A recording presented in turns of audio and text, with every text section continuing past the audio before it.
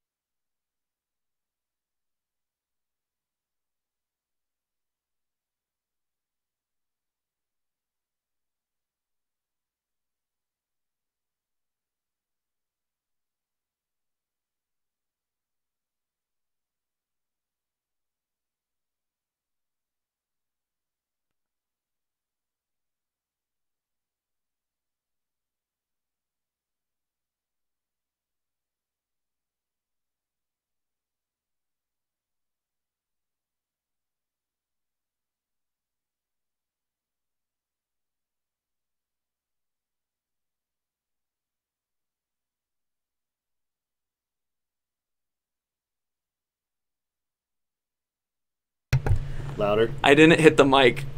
I didn't hit the mic.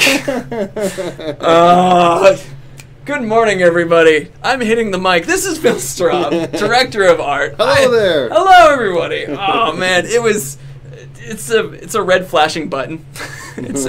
Anyway. We're here now. We're here now. We're talking about CIRITH UNGOL. Let's go ahead and show the first bit of concept art that we have about CIRITH UNGOL. Check this out behind us. Isn't this gorgeous? This is the fortress at CIRITH UNGOL, currently a warmonger one. Can you Yeah. tell us a little bit about the process of concept art to in-game and what we see? Sure. Yeah. I mean, I think everything starts with initial ideas and sort of conceptual concepts of what we're trying to visually communicate, and then from there we do quite a bit of reference gathering, right? To try to narrow down what we're trying to visually accomplish. We also do, which we'll talk a little bit later, we do on-location shoots as well. Ooh, I've heard that. And so we sort of I come up with a creative brief, right. Work with the team on that, and then focus on the key visual components that we're trying to communicate with that. And then we start doing sketches, and they're rough sketches. We do a bunch of them to try to figure out what what we want the mood to be, what we want the geology to be, the architecture, and then from there, once we sort of finalize, then we start doing sort of our more finished color concept pieces, which is what you're seeing here. Oh, that's awesome. Let's actually take the opportunity to show people what this looks like now in game. Yeah. There it is. There you go. That's Hello. We have currently Andy is steering behind us. So Andy, if you could give us a nice little look at those beautiful, beautiful fortress. Oh, this is awesome. Oh, look at the sun in the left too. I love that. So you get a nice shot of the vista there. Nice shot of the vista indeed. So we were talking a little bit earlier about the start point, how important it was about even the whole process on where to put the start point. Yeah, for sure. I mean, we do spend a fair amount of time thinking about the start point, and when we think about the start point and we talk about it, what we're trying to do is we're trying to make sure that all of the key iconic visual elements that make up this space are sort of there for the viewer to see. So set the tone, set the emotion, because at the end of the day, really, all we as artists are doing is trying to create an emotional response from the consumers, and we use all of our tools in our toolbox. We have our silhouette, our shapes, our color, our value, our light, but in the case of CIRITH UNGOL, I mean, obviously this was or is a very iconic location within the Lord of the Rings, and so we wanted to make sure that we represented that well. One of the big things that we talked about in terms of iconic structures and iconic concepts that were unique to this location was to basically have this be a fortress in the clouds, a fortress in the sky. And if Andy walks around a little bit here, we can potentially see a little bit of that. So fortress in the clouds. Now, fortress in the clouds. How high up are we right now? We are very, very high. I don't know. One of the higher peaks in Middle Earth is what we'll say. And as we sort of traverse here, you can see that we have this beautiful vista that, like I said, is setting the tone for the feel of the map. Andy, take a look out at the vista there for me. Jump up in the tower first, real quick. There you go. Just so that we can even get a better one, and also it'll minimize the dudes attacking us. Because when we're playing this, we're actually doing this in-game, so there's going to be a potential of even an ambush if we're not careful. But anyway. Oh man, so, I love that. This gives us a nice view of sort of what we were trying to accomplish. I mean, the other thing too, in terms of the start point, we wanted to make sure that fortress was elevated, so we got that sense of scale. Right. We got that sense of power of this iconic, huge, massive structure sitting on top of the cliff edge, oh, that's fantastic. which of course also adds to a good sense of verticality, as well. Oh, that's very cool. Well, how did you get the design for like this geology and this kind of thing? Like, why is CIRITH UNGOL looking like this? Of course, yeah. So, a couple of things. It is Mordor, and this was one of the locations where we wanted to focus on the geology, sort of having these jagged, strong, aggressive sort of rock formations that set the tone of it being in Mordor. When we begin doing that reference gathering, and we can take a look at some of these rocks here, if we take a little bit of a closer look. Let's try the one on our right now. Lip of the sun. That's great. So you can see there's a nice level of realism that we're accomplishing here, and that is being done through a number of techniques, but one of the ones that we introduced on this game was the concept of photogrammetry. All right, we talked about that yesterday. Yeah. So for those who, I didn't know what it was until you explained, but what is photogrammetry? Think of it this way. It's a massive you're basically creating a massive 3D scan of whatever you want to essentially use and bring into the game. So what we do is we take these really high resolution photographs, either by going on location and shooting on the ground, or, but this is really cool, we also shoot using drones. So we have, that's fun. So we have some folks that bring out their drones and we go on location and fly around. And essentially what we do is we get, like I said, these high resolution photographs. We scan all this information, and then we bring that into the engine, and that helps generate the geometry and then also the materials. Oh, that's fantastic. And it's a thing that's been around for a long time, but it's sort of newer to games. It used to be, I mean, it started out with, you know, being used by cartologists and by the government in terms of trying to get, you know, basically intelligence on information. And it's been used in film for a good amount of time, but over the last couple of years, it's been introduced into games, and it's really helped bring that level of realism and authenticity up to a whole nother level. Oh, that's amazing. And for a reminder for everybody watching, we're playing this at 60 frames per second, and then because we're on Twitch and YouTube and that kind of thing, it's at 720p. So we're actually, the TV we're using is 1080p, and then we have 4K. And so just as a reminder, like, if this is how it looks at 720p, so you guys have a standard to know. Well, you know, and when people see it when they get the game in their houses and they're looking on their nice TVs, they're going to see all of the beauty. I mean, yeah, because we are 4K and HDR for the folks that have that capability in their hardware. So, yeah, the game in terms of, you know, resolution is pretty impressive when you see it on some of those newer HDR 4K compatible TVs. It's pretty exciting. So it's at this moment, I mean, with those incredible TVs, you guys will be able to take this opportunity to. Poor Andy is getting attacked for everybody, but see, you can throw people off. They like you, Andy. There you go. So you can throw people off these cliffs. They're interactable as well. But we were going to take the opportunity to admire this fortress a little bit. And actually, I mean, as we're looking at it, let's go ahead and run to that crane that's up in the top right there. That's another one of that features that we can interact with. But so where did these big caves come from around us? And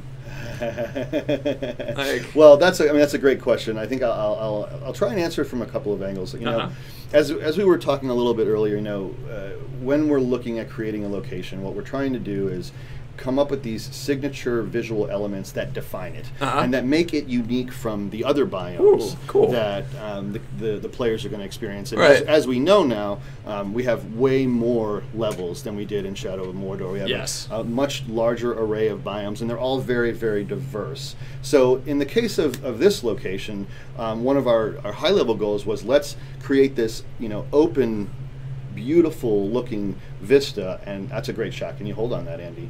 And then we wanted to contrast that on that with this massive massive cave structure. So what we're looking at right now is actually about 1/6 of the level. To our right, 1/6, something like that. To our right is a massive cave structure, and so this goes into some of the other stuff that we were talking about the other day, and the concept of spatial psychology. Right. Ooh, and there's going to be some great examples of that too coming up. Which, if you want to start talking, we can. But there's certain call-outs specifically. Let's do it. Okay. So, to jump to some comments that I've been seeing going through, I think my favorite one was a couple people who I can't. Some people are like, "Oh my god, I love rocks," and some people have been asking to look more at the rocks. And so I'm not sure how sarcastic some of these are, or how from the heart, because I'm watching the rocks. I'm like, I think they like it too. So, man, we love the rocks. We'll watch all rocks. Rocks are cool. Rocks are cool. There's a lot of rocks in the game. There's a lot of rocks in the game.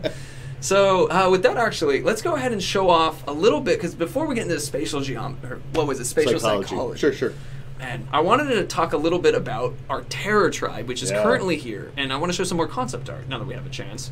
What we have now showing up on screen is one of the concepts for what the Terror Tribe would look like, and this particular one's in the snow.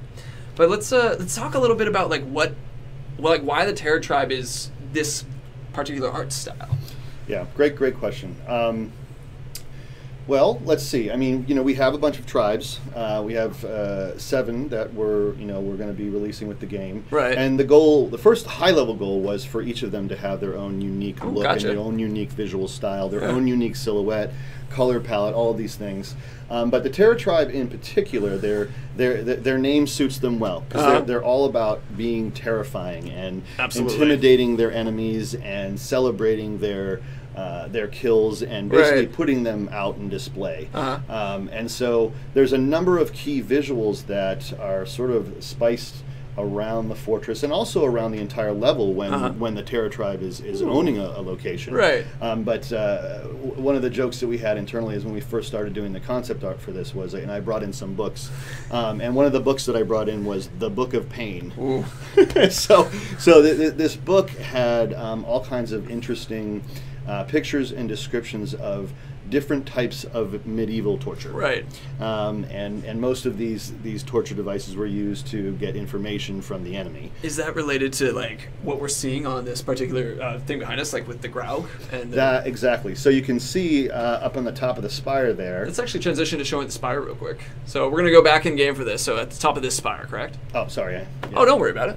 Yeah. So at the top of this spire with the Graug who's being hung there, which I think my favorite comment was, no Graugs were harmed in the making of this fortress. No Graugs were harmed, I swear to God. No.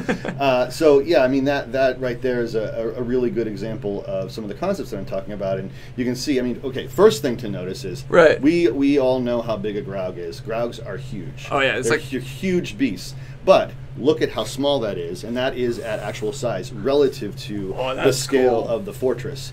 And so right there you can see that Graug is being tied up, and the Terror Tribe is basically letting everybody know, you want to come closer to this fort? Well, this could happen to you. Oh man, that's an awesome one, and we can do it to a Graug of all things. So yep. Man. There's a couple other things too, like you can notice on that spot on the top fortress spire, and also to the left garrison, there's these blades, these sort of big metal blades. Let's go ahead and start moving into the fortress, and we can see some of them up close. Yeah, we can take a little bit of a closer look there.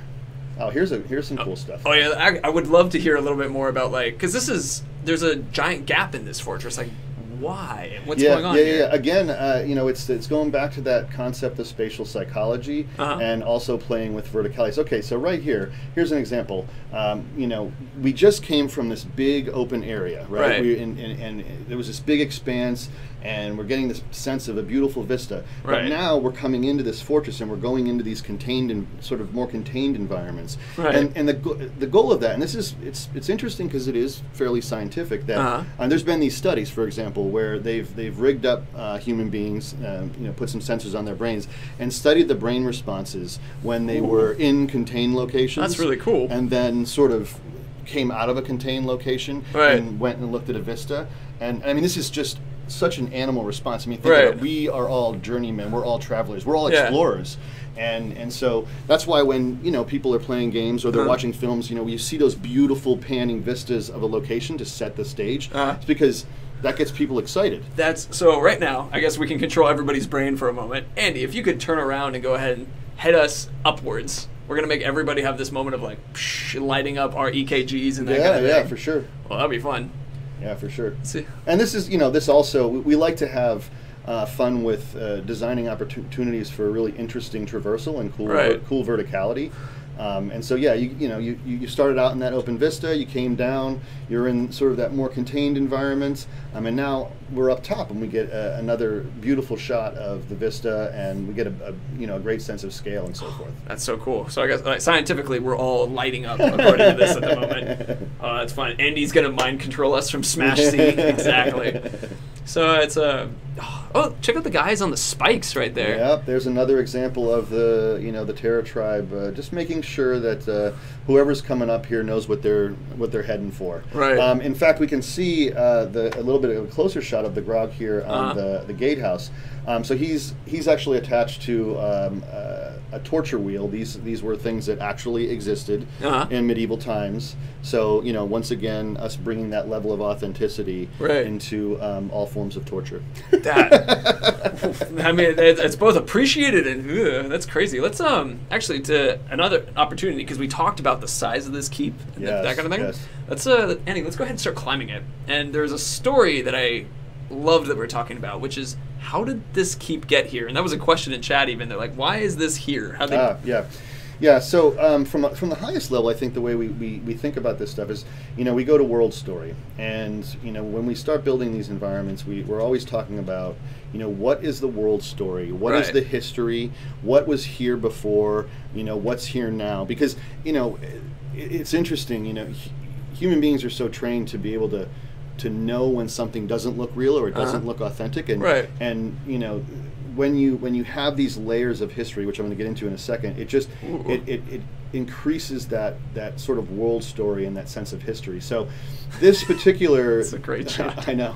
Look at that Grog, he's so happy. Oh, he is. Poor This guy. particular tower was inspired by Numenorian architecture, Uh-huh. and as we know with the Numenorian race, you know, they were this very powerful race that had incredible craftsmanship in terms of how they built their structures. Uh-huh. And so this is something that's been here for a long time. So it's Right. that layer of history. So we have this Numenorian structure that existed here for a long time, and then we have the layer on top of that, which if we look down, we see some of the Gondorian-inspired architectural buildings that make up the interior of the keep. And then, of course, on top of that, we have the inhabitants that we're currently seeing in the time frame that the game takes place, which is the orcs. Right. So they've basically taken this over and made it their own. And in the particular case of what we're looking at right now, this is the Terror Tribe, and that's really one of the amazing, unique features about, you know, the game, is that depending on, you know, every player that plays this game, depending on what overlord is in charge here, they're going to see, you know, a fortress that's going to look, you know, completely different and custom catered to that particular overlord that's cool. and your play. But even more, you know, the lighting changes. So you know, the lighting that we're looking at right now is lighting and the lighting atmosphere and mood is associated with the Terror Tribe. So each one of these tribes affects the entire world. Right. So, I mean, so the sun is a different color right now then. So go ahead and actually give us a view of like that red sky again. So if we had, let's say, the Marauder tribe here. Yes. Or we can not look at that. Oh yeah, we can jump on. We can see Andy's jumping skills. I think actually my favorite part about that was Andy and I were practicing this today, and he accidentally jumped off, and he's like, "I really hope I don't do that." Well, dude, whoops, it's okay. Well, that's a great view of the clouds. Look, you found something even better. Happy accidents. Yes, exactly. I love happy accidents. Can you jump up on there? I think so. There we go. Ooh. Yeah, you get a really good sense of the scale. So yeah, as you were saying, if this is the Marauder tribe, for example, it would be a clear blue sky type day. You know, not nearly as much atmosphere, and you know, we do that because the Marauder tribe is all about pillaging and stealing everybody else's treasure. Right. And so, you know, what better way to show that off than to have a nice clear blue sky? You get that nice hit of speck on all that gold and silver. Oh, I love that. So the Marauder tribe with the golden silver kind of look, and then so for Terror right now we're having that dark red kind of on everything. Yeah, some of the words that we talked about when we first started developing the Terror tribe was a world painted in blood.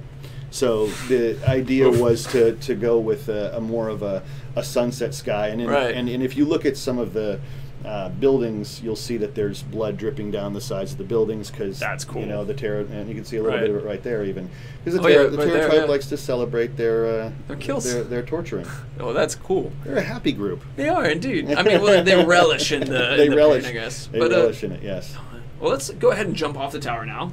Actually, on purpose this time, and which honestly, it was a very beautiful swan dive. I don't brag or anything. Yes. This one might have even been better. Yeah. Well, let's do a little bit more of that spatial psychology, because to the left, actually, I think is a really fun moment, because we just come from the top of the tower, and then go ahead and run off towards the left real quick. And so suddenly we're shrinking again, but then we can even jump off this little wooden like diving board right here. Yeah. And suddenly we even drop to a lower moment. Yep. And it's like, so that changing in verticality and that change in space and size. So you were saying that it lights up. Oh, these guys are training. That's awesome. Yeah, I know. The world is just alive. It is. Just waiting for us to explore. When we were testing this earlier, a guy was throwing a hatchet at the target like that, and he missed it, and it bounced off, and we kind of had it was just like, good job, try again, big guy.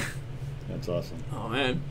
So, we had a question. Currently, right now, we are demoing on Windows 10, just so you guys are aware, it's PC. And let's go ahead and jump across that chasm. Or first push. Oh, he died at the edge. And let's see. Oh, this is cool. So, we were talking a little bit. What's the yellow spots that are on a lot of these buildings right now? Oh yes, yes. So that is some lichen. Some lichen that is. We have lichen? Yes, we do. Wow. We have some lichen that's growing all over these fortress buildings, and also, you know, all around the geology. And it's a great question because, you know, we actually talk about this stuff in detail. One of the things that's interesting is, you know, we are a realistic palette. We are an authentic looking world, but we do try to get, you know, some color into our levels here and there, just for visual interest. And one of the concepts that we talked about when we were talking about the lichen was that this lichen, you know, sort of this red rust color. It's almost as if it's eating away at the rocks. Oh, that's cool. You know, so it's sort of staining the rocks. Yeah, we can see the lichen on behind our orc friend right there, but we can see the lichen on the stones too. For sure. So I actually I saw a question. Someone was asking what lichen is. It's like a moss that grows on. It's a living creature. Yep. So it's growing, and as you said, it looks like it's eating away at the stones. Oh, that's cool. This guy, where did my friend go? So actually, let's go ahead and start heading towards those caves because we've got a couple things to show in there. We're not going to show everything in there yet. No, but we'll give you a little bit. You want to talk about the mouth? Ooh, please! Oh, I love the idea of the maw. Yes. I don't even know if we're going to. Let's see if we can get up I think we can. Yeah, we can get a good view from right here. So, you know, just to talk a little bit more about the geology. You know, we're always gravitating towards these sort of unique themes that I've mentioned, and in particular here, the concept that we had was that this cave, these rock formations, were sort of growing and flowing and creating this angular shape that's in almost the shape of a mouth, almost as if it looks like it's getting ready to swallow up the fortress. That's awesome. You know, again, it's Mordor, aggressive shapes, aggressive silhouettes. It's my shirt currently says Mordor, wish you were here. So it's the right one for the experience. Oh, that's cool. And you see the light. So it's like it's gonna eat this fortress. That's right. Yep. Oh, that's fantastic. Cool. All right, let's. So Andy, go ahead and that one right to our right. We'll go through that one, then take a sharp left because there's a tower over there we want to talk about. Which before we reveal and talk about that tower, sure. Let's actually talk about the why there's an interesting tower. You described it as almost like points of interest that people can immediately get. Yeah. You know, one of the challenges of, you know, making a game is that, you know, obviously you can't control the composition because it's not like a 2D painting where you can, you know, follow the rule of thirds and follow some of these you know, illustration and photography tricks that are pleasing to the eye.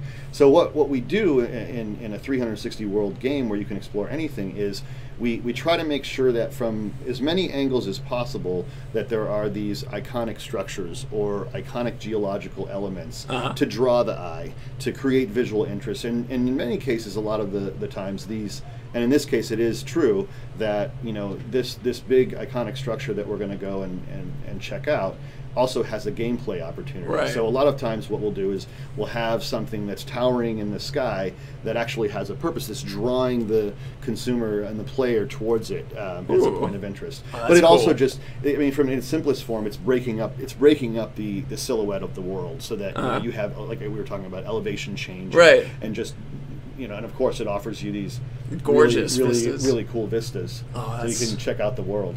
Actually, Andy, could you look up to see if, to the left a little bit? I want to see if we can get a bit of more of that mouth look to the right too. Oh yeah, oh wow, it just continues to tower up and over. That is cool. So actually, now that you mentioned this is a gameplay involvement, in fact, you guys can see there's a little icon here. So this is what we call a high deer tower. Basically, these are the exchange of what we have now is, instead of the Tower of Silver, we use these. And so they're allowing you to look and find new points of interest, including things we call Sheila puzzles, which we'll let you guys find. The Ithilden, which we actually had about 2 weeks ago on a stream. We were talking about that with the Celebrimbor legendary gear. And then also you can pick up Gondorian artifacts. And so using these towers, they turn into fast travel points as well as ways you can discover these things. But we'll let you guys play with those at a later time. And I love people. Is it October already? Sorry, bud. It's coming. It's coming. So we can see right through there right now a bit of the inside. But before we show that, I want to take us back to some concept art. Yeah, let's check because it out. What's going on inside all these places? Yeah, for sure. You know, from a narrative standpoint, you know, CIRITH UNGOL in our story this is where a lot of the staging for Sauron's forces is taking place for the assault on Minas Ithil. So there's an incredible amount of industry and you know, planning for war and building of war machines and so on. So once we get in there, we can talk about some of the stuff they're doing in there that is getting Sauron's forces ready to take down Minas Ithil. Actually, before we do that though, we have another inside look, because so we were showing like you could see these wooden platforms kind of thing. So let's go ahead and let's do a quick door. It's so where we had these platforms in there, and so these platforms, now you had an interesting way to describe this particular environment, and I want to have you say it again, and then we'll go into it. Sure. Yeah, one of the things that we talked about was the goal here was to create sort of this beehive of activity and visual interest and layers of architecture and verticality. Right. And once we get in here, we'll see that this is one of the big areas of industry where the orcs are mining in this cave for all of its raw materials. Oh, that's awesome. Gotcha, that's very cool. So with that, actually, let's go ahead and start heading towards that so you guys can see. Let's do it. It's going to be cool. Oh, yeah. And so I think my I saw Urik's Hollow in there actually made a comment saying concept art is too OP. I particularly liked that. Oh man! And so a couple people asking a few questions related to this, and it's I actually have a question, but I want to. So people were saying, are these caves goblin related at all, or? Not particularly goblin related.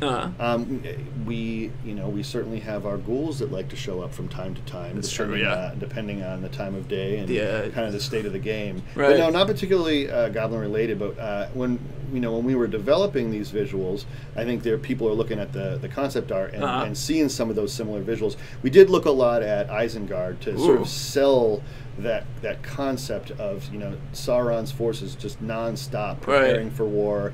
And another thing that's interesting to talk about too is some of Tolkien's themes. One of the big themes is the concept of over-industrialization of the world and the fall of nature. And really that's one of the big concepts that we were excited to be able to really sell in this game versus Shadow of Mordor. So like this shot right here, the joke that I have with my team was like, this is one of my dreams coming true. Oh, all of the layers and layers and suspended bridges, even all of the little torch lights, just this sense that there's just this industry that's forming and these rocks that are being grafted and mined. I mean, to create all. You can see they're carrying them right now. Yeah, they're carrying them right now, getting ready to take out Minas Ithil and whoever else is in their way. Oh, that's cool. They comment that it's when we were talking about Isengard. There's a YouTube video where they take Legolas and have him talk about they're taking the hobbits to Isengard. It's a techno, and now a couple people in chat were singing it, and it's now you put it in my head, guys. Thanks. I'm trying to focus. Oh man, I love the way that you can see the sparkles of like the dust from that one beam of sunlight. Yeah. That's lots of little atmospheric tricks that we use here. I mean, atmosphere is everything, in terms of creating a mood. And in this particular area, we really amped up the fog and the particles to give that sense that there's all this activity, and it's almost like the industry is choking the air. Right. And again, that's a concept of creating a mood and creating a feeling and trying to get an emotional response from our players. Oh, man, it's so pretty, and I love how you can see it look back out and go in that direction. There's your spatial psychology. Oh, you're right. It's that moment of like you're compressed and then you have it open. Oh, that's cool. Let's see.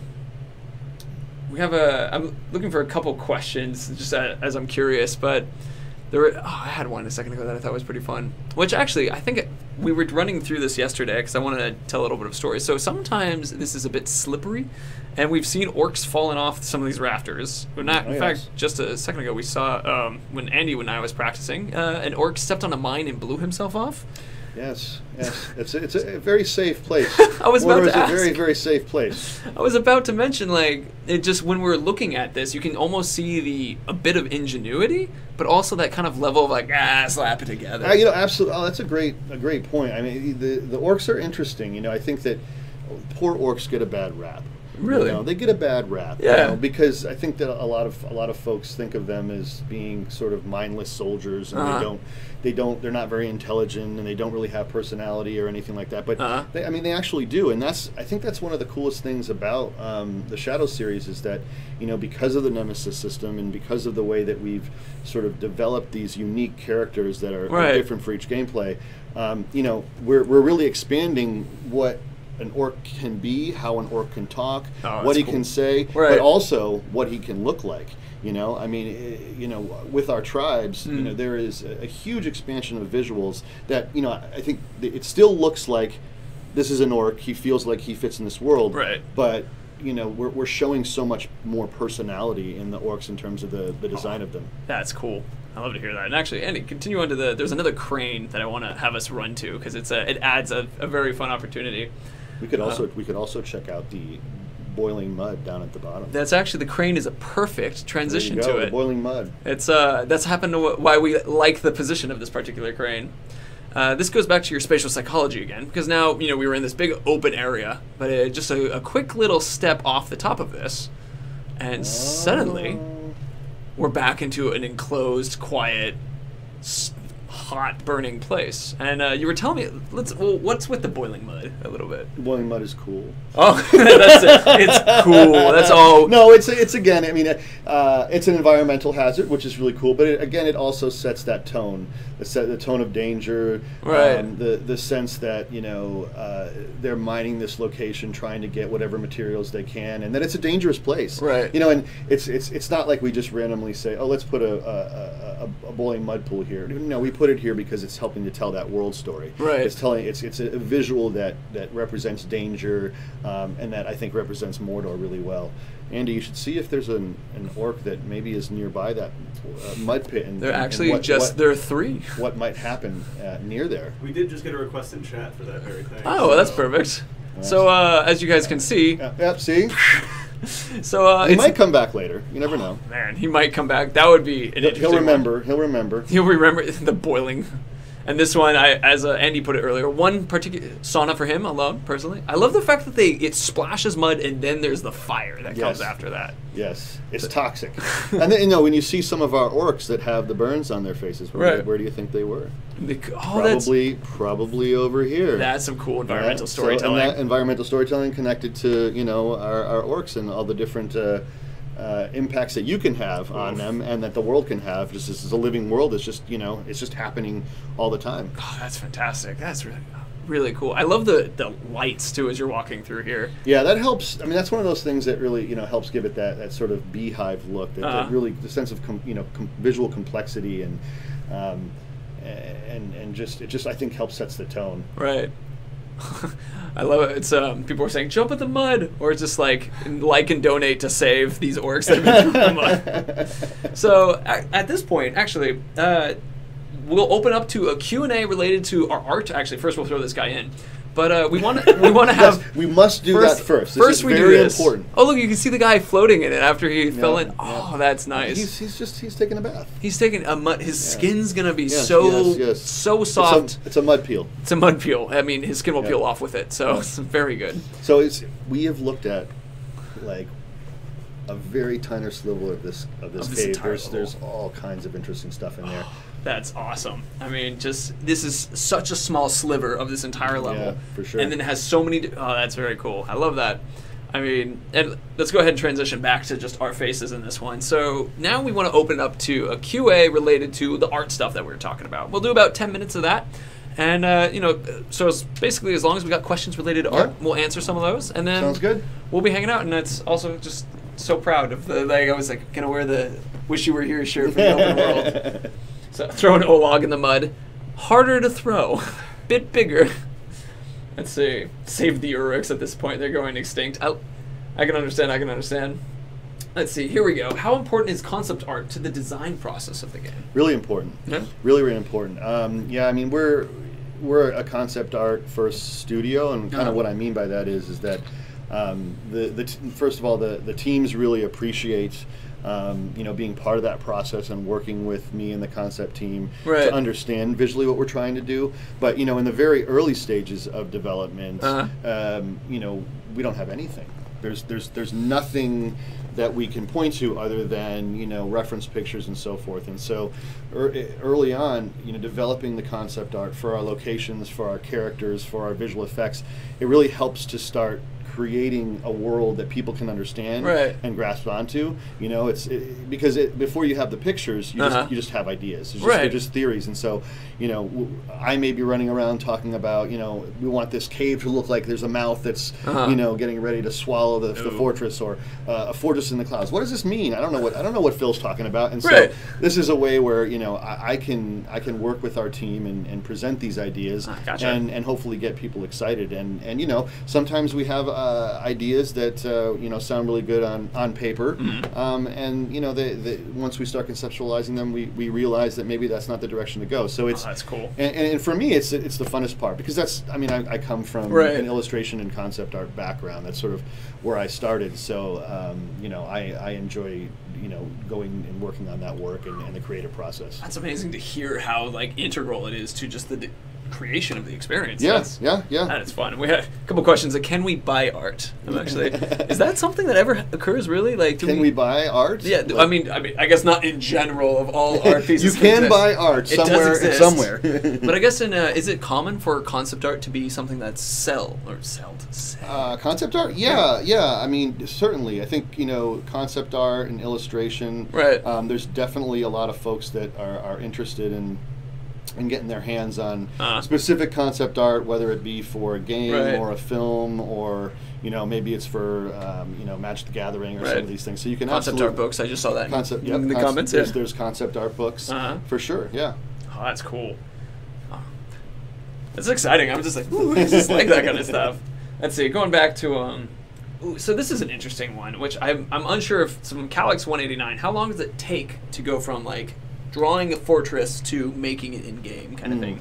It's probably a huge amount of time. It's a good amount of work.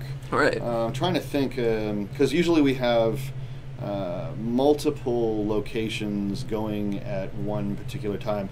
So I think from the conceptual standpoint of developing, we're just going to talk about the CIRITH UNGOL, the world. Okay, specifically. We probably spent about a month working on the concepts for that. Wow, that would be, you know, 3 or 4 concept artists working on that in tandem. But that would be just talking about the landscape and the geology. Then there's additional time that goes into developing the architecture and the types of architecture that we have within each of the levels. So add that to your concept time. That's probably another couple of weeks. And then, as I think most people know, we go into what we call a blockout stage. So interesting. So where the art team and the design team work together to sort of develop a couple of key components. One is where the gameplay opportunity is going to be. Also, I should also mention, you know, where the narrative opportunity is going to be. So we're thinking about those things. We're also thinking about the traversal, and where we want to have a large amount of traversal and where we want to have less traversal. And then, of course, we have our areas where we want to have combat, and we want to make sure that the way we build these levels support combat in all shapes and sizes, right? So, you know, we have grogs. You can ride grogs. So you get enough room for them. Make sure that there's enough room for them. You can ride Caragors. And so after we go through the blockout stage, then we do what we call a visual target. So visual target is, the goal of that is to kind of discover a number of different things. First thing is, here we have our concepts, we have our references. Now after we've got this blockout done, let's figure out how we're going to make this. You know, do we need to go and get more photo shoots? Do we need to go to a specific location? Fly more drones. Need to fly more drones and get, you know, some more photogrammetry. You know, and then we start building a little area, a little corner, and that proves out some of the key visual components that we're trying to create. A little test area. Yeah, it's a little test area. So so then we understand, you know, what does it take to build this portion of the world, and we have a better sense for how those. I mean, the other thing is it's not the how, it's how we make assumptions in concept, and we want to make sure that we take those assumptions and put them into a space where we can move around and feel it and get a sense for it, and make sure that those assumptions are going to be compelling and visually interesting and Right. serve the gameplay and serve the story. Oh, that's cool. Actually, I saw another question I wanted to grab, but before I hit that one, someone was saying, yes, I'm Jared the Hairy. Follow that O-log 100%. That's what we do, man. Don't need to shave anything. This is pride. Anyway, back to the more professional question. You are a man. Yes. So a person had, what is, like, as a director of art, like, what is the director of art's responsibility involved in this? Like, are you? I mean, I know it's funny, but it's honestly, it's kind of one of those things where it's like, well, are you drawing it? Are you choosing what's allowed? Are you Right. adding feedback? Are you adding on? What's? Yeah, all of the above. Oh, there you go. You know, all of the above. Let's see, I'm trying to think of a simplified way to think about what I do. I mean, so I work with the entire team to develop the visual style, Right. the visual look, and the visual goals for the games that we work on here. And so do I draw and do I paint? That's where I'm from. I come Right. from an illustration background, as we mentioned. So cool. And I do, I do preliminary sketches and drawings. I do a lot of drawings on whiteboards. But I usually get to do, a number of concept pieces for each title. Oh, that's cool. And then outside of that, the director of art is responsible for working with all of the different art teams that make up a game studio. So I work with the animation team, the cinematics team, the character art team, Right. the concept team, the world art team, the UI team, and well, the goal is to make sure that we're creating a cohesive visual experience. Right. That there is a look that the game has, that there's common visual threads that are consistent throughout the game, and that everything makes sense. I mentioned it before, and I always say this. I mean, the biggest thing for us is authenticity. Is we do a ton of research. Like Right. even though this has been focused on the world, when we're developing our characters, we look at. We study and look at the thread counts that were available for our characters, or the type, or the dies that were Right. available at that time. And we, with our orcs, we push that stuff a little bit because we want to have variety. But Right. there's just a lot of care that goes into being very true to the franchise that we've built, the game that we're creating, and this we had Shadow of Mordor, and now we have Shadow of War. It's a sequel, and we're building this universe. Oh, that's fantastic. That's also, I think, a great spot to end on for this. So, I mean, guys, thank you for those questions. I mean, it was a joy to take out what you guys had going, and can Jared voice an orc? U-Tree? I'll try. In this regard, Phil, thank you so much. This is Phil Straub again. Thank you. Like, it Appreciate was a joy to have Thank you you guys. for being here. Thank you. It was awesome. Now, remember, actually, before we go, let's do a reminder on what the info tab real quick, so that we can show guys where to find us. We got us on Facebook, Twitter, Instagram. We got our community forums, Reddit, and the Discord. These are links down below if you're on Twitch. Go ahead and Google them otherwise. And thanks again for coming by. It was a joy to have you. Thank you. See you later. Bye-bye. Bye.